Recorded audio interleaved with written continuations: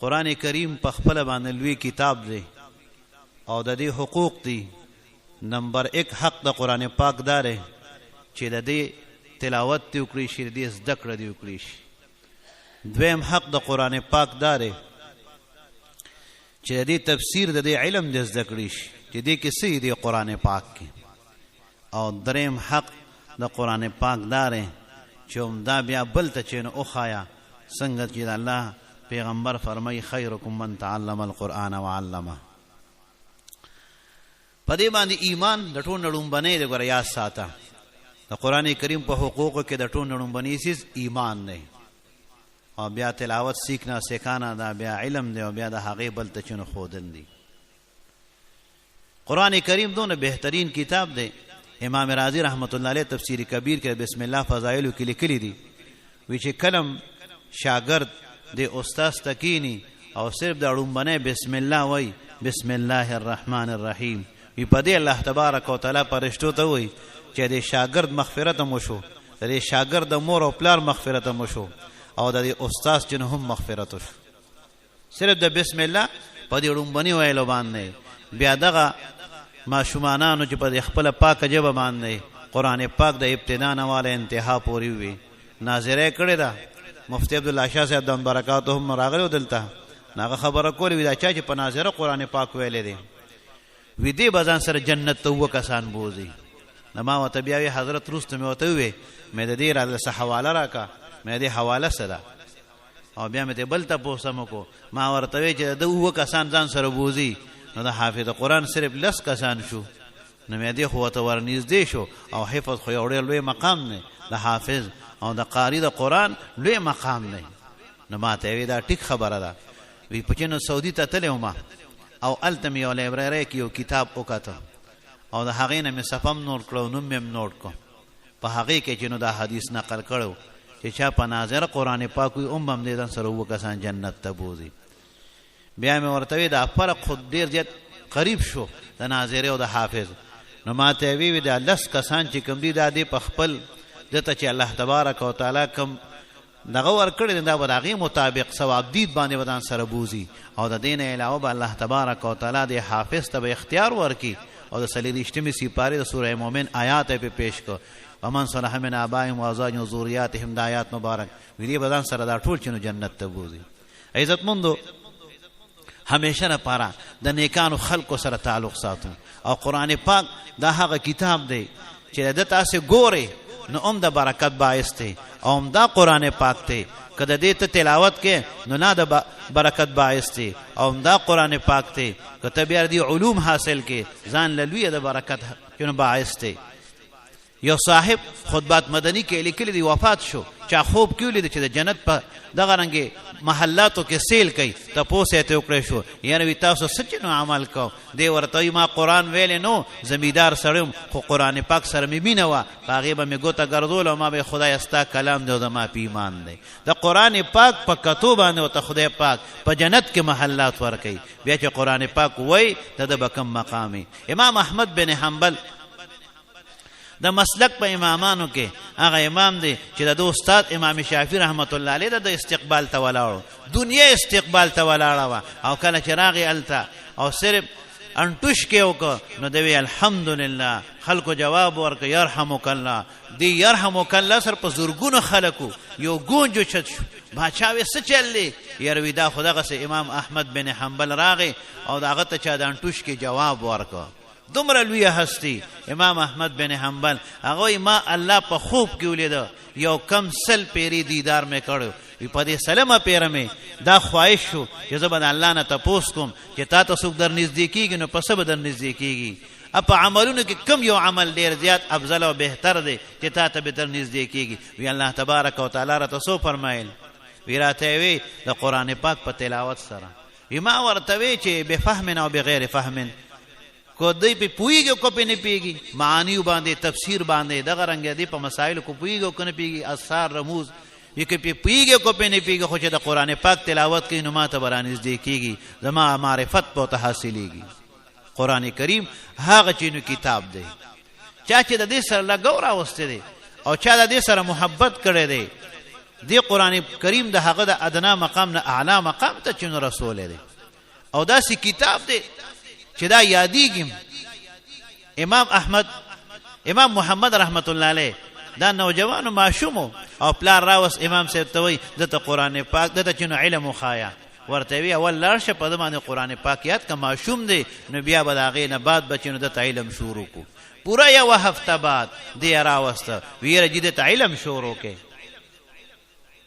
نو وی د حفظ وکړو ورته وی یو وی په څونه وخت کې په یوه هفته کې په ور ورځې کې قرآن پاک چې نو حفظ کړ. هغه زمانه کې د ده په جنازه کې په لکونو خلک موجود دو داسې شخصیات. دغه امام محمد رحمت الله علیه کومه هستی تی نه دی امام ابو یوسف د ده ملګری دی پلار وفات شو او دوبی سره به کار کوم او بیا د امام صاحب رحمت الله علیه د هغه په درس حلقه کې کینی او د هغې تعاون او حتی چې بیا علم حاصلی او بیا د زمانی چیف جسټس قاضی القضات د هارون رشید باچا سره په دربار کې لګي. لوی بیشتر زمونږ د فقهي حنفي زیاتر چې مسائل امام ابو یوسف رحمت الله علیه اقوال پاغي کې نقل دي او د خپل استاد امام اعظم ابي حنیفه رحمت الله علیه ټول استفاده کړي ده. په دې وروستو دور کې استاد العلماء زینت المحدثین مولانا سلیم الله خان صاحب رحمت الله علیه چې زمونږ د تمام وفاق المدارس د دې کې نو صدرو هغه قرآن پاک په 20 ورځې کې یاد کړو 27 دن کې قرآن پاک یاد کړو. الله وی دا قرآن پاک ما آسان کړی دی د تاسو لپاره ولقد یسرنا القرآن للذکر فهل من مدکر. نو قرآن کریم هغه کتاب دی چې د مخکینی کتابونه منسوخ کړل. دغه کتاب سره د لګاو راغی محبت ته راغی دغه قرآن کریم تا ته چې نو د ډېر ښکته نه دی اوچتی او بره درجو ته دی رسوي. دا حافظ ولا په خپل سینه کې ځای ورکي نو کم مقام ولا ورکي. دا عالم د قرآن دی علوم ولا په خپل سینه کې ځای ورکي عالم ته خدای کم مقام ورکي. د دنیا او د آخرت عزتونه د سره دي. په حدیث کې وته چې نو ویل کې دی علماء ته ویدا د زمکه تاجونه دي تاجونه. او بیا کو تاسو ګوره نو زیات تر چې په دې تاریخ کې میان دی لګي شي وي دي زنانه لګي شي وي میان دی هغه د خپل بچو تربیت کو لوی لوی هسته ته نو تیری. مونږ وایو لکه بختیار کاکی رحمت الله علیه مور دغه تربیت کړو دغه مقام ته ورسید. څنګه چې د لکانو د بنینو مدارس ضروری دي دقه سه وسره د بناتو مدارس هم چنده ضروری دي. او دا مدارس الحمدلله فعال مدارس دي. تاسو ګوره هر مدرسه کې د وړې نه وړو د غټې نه غټه دغه زنانو په ګرمه کې باقاعده جورابې چولې وي لاسونو ته دستانې چولې وي 100% په پرده کې چې نو راځي او دغه پرده او دغه حیا درس بیا کورم ور کوي دغه کورم خدای نورانی کی بیا هم دقه عالمات فاضلات شي او بیا په خپل زینو کې درسونه شروع کی بیا هر محله د دین په شمه باندې روخانه وي. او دا علماء د دې باندې هر مسجد او هر مقبره کې چې ستا غم په خپل دي ستا خادي په خپل کېږي ستا چې دینو جمعات په چنو خپل ښکاری ستا مجلسونه په خپل ښکاری دا د دې مدارسو پیداوار دي. خلق وی علماء سو کړل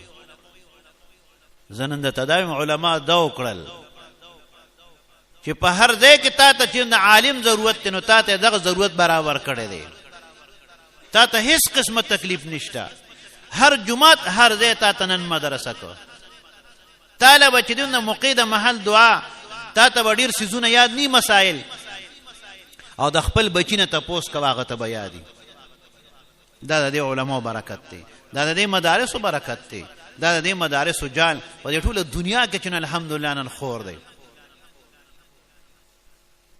دا غي په ذریعہ سره الله د خلکو ژوندۍ جون جوړي. دانن چې تاسو دې طرف ته وګورئ خي طرف ته الته چې نو دغه زنانه په کورونو کې دا چې تاسو ته چې نو خپل پټکی تاسو را لېګلی ودلته خالی سینې مرو لېګل په سر به ټوپم سمنوا نن وته حضور پاک علیه السلام دغه سنت مستقل چې تاج دې تاج دا دستار بندي وته چې نو شوا ستاره بچی چې نن خپل ښکاری دا د علماء د مدرسو برکت دی. ته چې نن دلته دا هر څه پیژنې دا د علماو برکت دی د حلال د حرام تمیز کولی شي دا د علماو برکت دی دا د دې مدرسو برکت دی مونږ تاسو په خپله باندې د دې علماو د دې مدارسو د دوی ملاتړ جوړ شو د دوی مټې جوړ شو پام کوئ ګورئ داسې د خولې نه څه خبرونه دي یا په موبایل باندې د هغې ګورې معافي وغواړو یعنې یاد ساته اخره خاتمه به د هغه کس خرابوي کم کس چې د علماو پسې سپکې وي بد ردې وي رشید احمد گنگوهی رحمت الله علیه لیکلی دي وی کم کس چې علماو پسې بد ردې وي د علماو مخالفت کوي وی دې تاسو قبر کې کېدی او بیا دا قبر اوس بړی وی د ده دا مخ په د قبلې نه نور خاته ته ګرځېدلی وي څوک چې د علماو مخالفت کوي ولې وی د اهل قبلې ته چې نو دغه رنګ سپک کتلی دي ځکه الله مخ ته قبلې نه واړي نور خاته ته وګرځوي عبدالشکور ترمذی رحمت الله علیه دی وی زما یو خلیفه او مرید مې و خو چې دې مرید کېده نو یې ماته نه تپوس وکړو چې هلکه ته کپنچور نه ته خو کپن کښې ته څنګه توبه وباسې او زما په مریدانو کې شاملېږي وی راته وی چې یاره جي ما چې څو کتل یو قبر نه مې دغسې چې نوې تازه چې نو قبر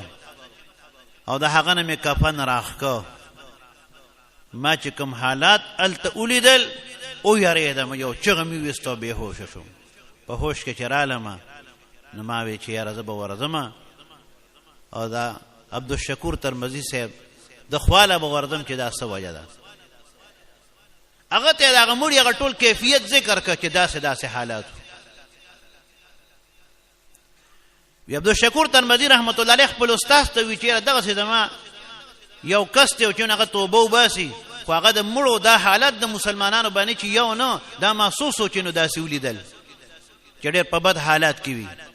وی هغه مراقبه وکړه وی په مراقبه کې ورته وښودلی شو چې دا هغه خلک دي چې کومو خلکو اهل قبلې ته چې کومو خلکو چې نو علما کرامو ته سپک کتلی دي د هغې د وجې نه سر په قبر کې چې نو دا معامله کېږي زما عزت مندو مونږ او ستاسو دپاره دا پیشوا دي د دې خلکو قدر وکړو دا زما ستا صرف چې د دنیا خیرخوا نه دي د دنیا او د آخرت خیرخوا زما ستاسو د بچو خیرخوا زما ستاسو د قبر او د آخرت چې نو خیرخوا دي زما عزت مندو مزید وخت نه علمه لوی لوی علما راغلي دي هغوی به ستاسو مخې ته انشاءالله خپل خپل چې نو ارشادات اقوال زرین دا به پیش کوي مونږ ناچیز ستاسو مخې ته مې دا ماته ګوډې خبرې چې نو ذکر کړې الله تبارک وتعالی دې پې مونږ او تاسو ته د عمل کولو توفیق او الله تبارک وتعالی د بابا جو قدر ليلة القدر خير من 1000 شهر صدق الله العلي العظيم وصدق رسوله النبي الكريم ونحن على ذلك من الشاهدين والشاكرين درود